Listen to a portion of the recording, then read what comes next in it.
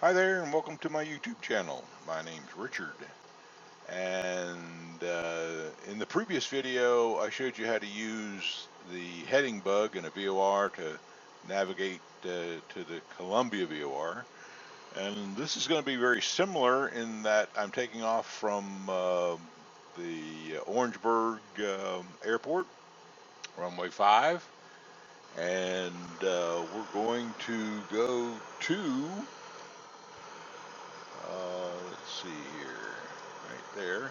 We're going to go to Columbia. Here's Orangeburg, and we're going to go straight out runway heading, intercept Victor 53 on this 140 radial, inbound 320, straight into Columbia.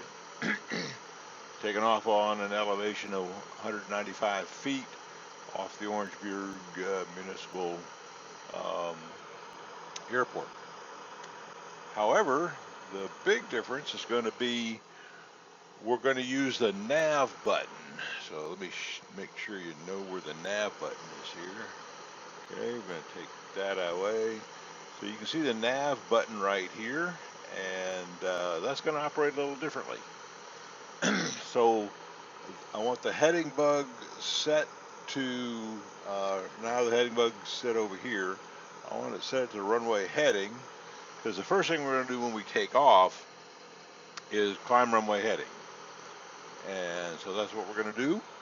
And after we do that, I'll show you how you transition to the nav. All right. So we have got our favorite takeoff view, and we're going to check the brakes. And the brakes are still on. Now the brakes are off. Takeoff trim is set, and we'll go back to our takeoff view.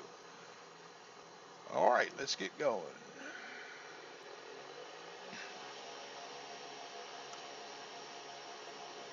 It is a little narrow runway, but 2 thumbs on the pads here to control. We're doing just fine. 60 knots and taking off. Nose on the horizon, hit the heading hold and the vertical speed hold, and then look down. Vertical speed is 8. We'll move it to 10, and we're at 80 knots and climbing.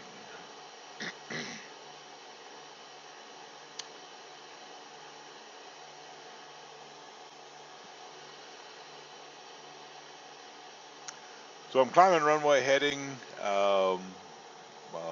My VFR clearance would read something like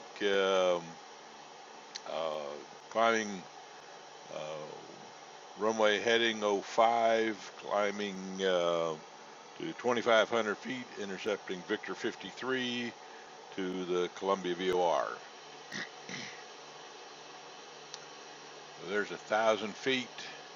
Airspeed's looking fine, and we're going to still stay on runway heading.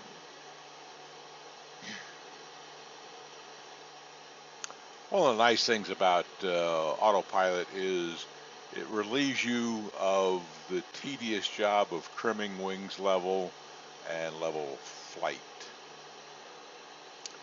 And so I always take off with the heading bug and the vertical speed.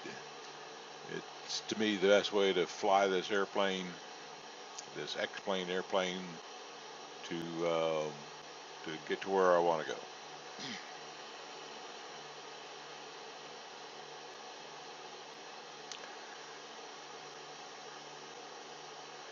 You may, if you've seen the previous video, and I hope you have before you watch this, this is video 11 of playlist 6, and the previous video, video 10, showed you how to do this intercept with just the heading bug.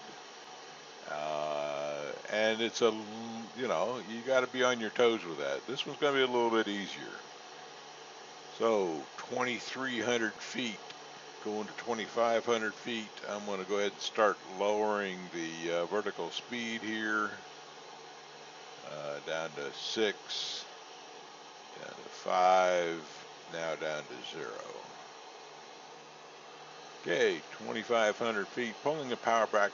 I'm also going to go a little slower on this one. I went a little fast and overshot the last time, but that's okay. So now you can see right here we're on 151 radial going to 140 radial. This has got 320 dialed in, and in order for the nav button to work, both the what you have in the VOR here, 320, has to match what you have in the heading bug. So the heading bug's still going to be used. So in order to do that, everything's nice and stable. I'm going to turn off the autopilot. Okay. And I'm going to change my heading bug over to 320. Okay. And now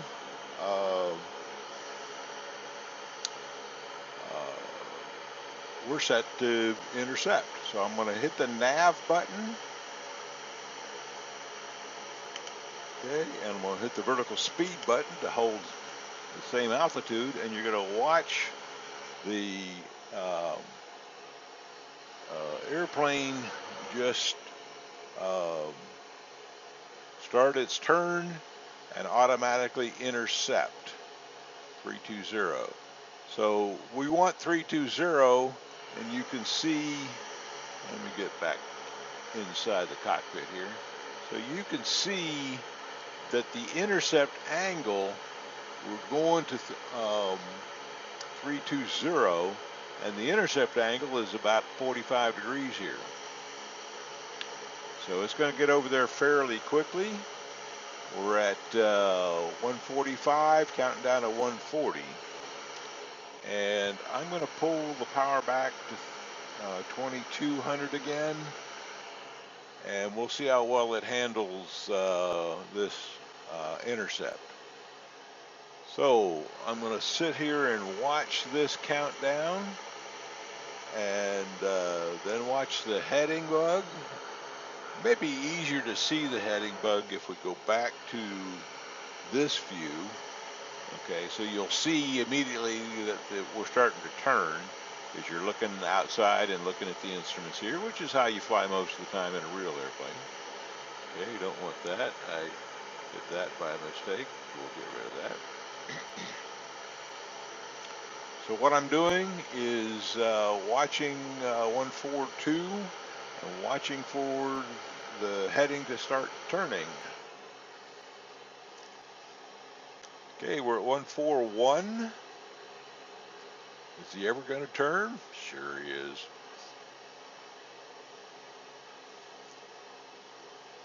Back in my day, the autopilot had a name. We used to call him George.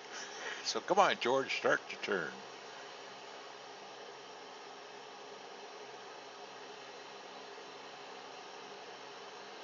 There he goes. There you go. Good old George. Right on cue. Well, he overshot too. We'll see what he does with the overshoot.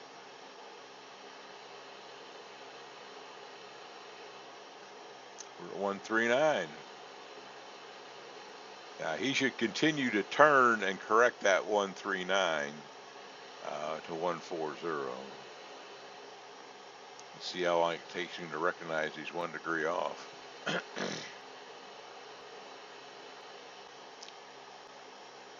Okay, still at 139, George. Keep correcting. Is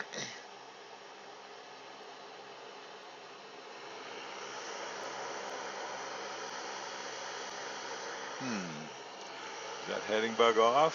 Maybe.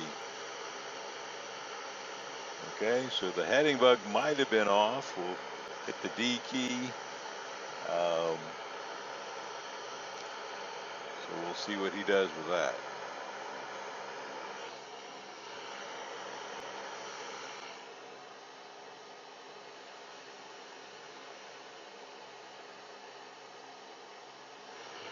Tell you what, let's make sure that this is correct. Is that 139?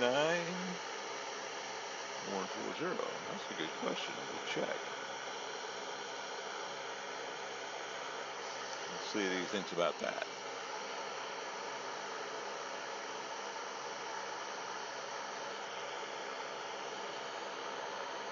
Okay. What you doing, George? Sometimes with these, what some people refer to as steam gauges, um, it's hard to say exactly where you want what the heading is. All right. So now uh, we can see that this is starting to line up straight up and down. So I was at 139 and this was at 139. I changed it to 140 and 140 here, and now we're on 140, and you can see that the arrow, the indicator here is straight up and down. So we're on 140 heading inbound. So, okay, was that easier? Yeah, maybe. But you got to be very precise on what your heading is. And one way to check your heading is to turn on the HUD. Okay. So our heading is 318. Okay. Not 320, but that's all right. So we'll go back to here. So you can see that the nav button is simpler. We're going to get there the same way. Probably a little less work for the pilot. And you can take your choice. For such a short distance, I probably would not use the nav button. But if you're going, 50 miles to a VOR, you certainly want to use the nav button. So now you see how you change and realize we changed both the VOR to 320 and the heading bug to 320. And you can see George there is flying a correction to hold the 140 radial. Okay, I hope that was fun and instructive. Thank you for watching my YouTube channel, and stay tuned for more videos.